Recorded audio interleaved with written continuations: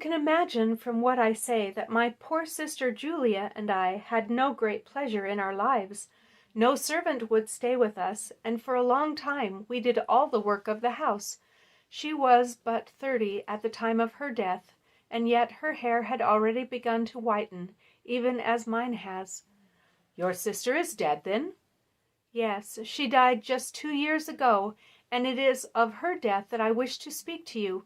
You can understand that, living the life which I have described, we were little likely to see anyone of our own age and position.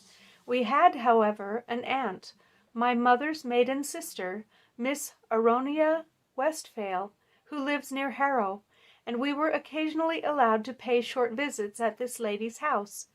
Julia went there at Christmas 2 years ago, and met there a half-pay major of Marines, to whom she became engaged.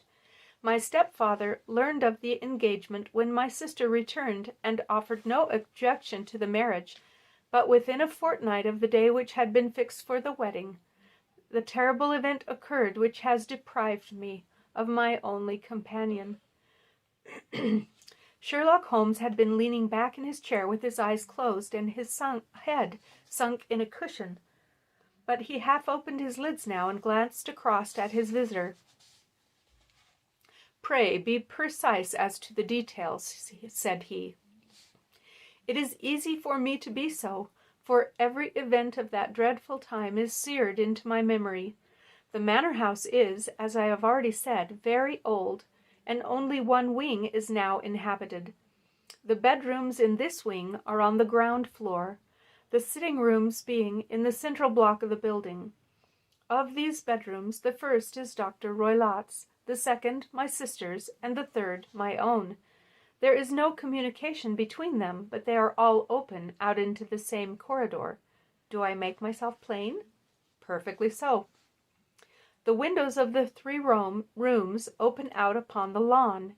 That fatal night, Dr. Roylott had gone to his room early, though we knew that he had not retired to rest, for my sister was troubled by the smell of the strong Indian cigars which it was his custom to smoke.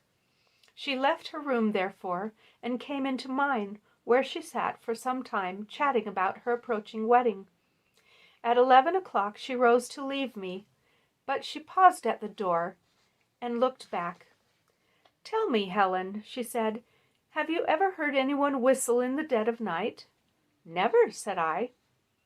"I suppose that you could not possibly whistle yourself in your sleep?" "Certainly not. But why?" "Because during the last few nights I have always, about 3 in the morning, heard a low, clear whistle. I am a light sleeper, and it has awakened me. I cannot tell where it came from. Perhaps from the next room, or perhaps from the lawn. I thought I would just ask you whether you had heard it." "No, I have not. It must be those wretched gypsies in the plantation." "Very likely, and yet if it were on the lawn, I wonder that you did not hear it also." "Ah, but I sleep more heavily than you." "Well, it is of no great consequence at any rate." She smiled back at me, closed my door, and a few minutes later I heard her key turn in the lock. "Indeed," said Holmes. "Was it your custom always to lock yourselves in at night?" "Yes, always." "And why?" "I think I mentioned to you that the doctor kept a cheetah and a baboon. We had no feeling of security unless our doors were locked." "Quite so. Proceed with your statement." "Well, I could not sleep that night. A vague feeling of impending misfortune impressed me. My sister and I, you will recollect, were twins, and you know how subtle are the links which bind 2 souls which are so closely allied. It was a wild night. The wind was howling outside, and the rain was beating and splashing against the windows. Suddenly, amid all the hubbub of the gale, there burst forth the wild screams of a terrified woman. I knew that it was my sister's voice. I sprang from my bed, wrapped a shawl round me, and rushed into the corridor. As I opened my door, I seemed to hear a low whistle, such as my sister described, and a few minutes later, a clanging sound, as if a mass of metal had fallen. As I ran down the passage, my sister's door was unlocked and revolved slowly upon its hinges. I stared at it horror-stricken, not knowing what was about to issue from it. By the light of the lamp corridor, I saw my sister appear at the opening. Her face was blanched with terror, her hands groping for help, her whole figure swaying to and fro like that of a drunkard. I ran to her and threw my arms around her, but at that moment her knees seemed to give way and she fell to the ground.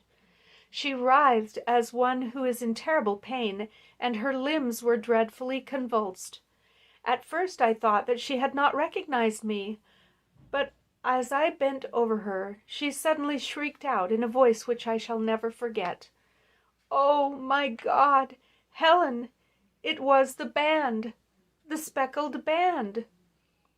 There was something else which she would fain have said, and she stabbed with her finger into the air in the direction of the doctor's room, but a fresh convulsion seized her and choked her words. I rushed out, calling loudly for my stepfather, and I met him hastening from his room in his dressing gown. When he reached my sister's side, she was unconscious, and though he poured brandy down her throat and sent for medical aid from the village, all efforts were in vain, for she slowly sank and died without having recovered her consciousness. Such was the dreadful end of my beloved sister.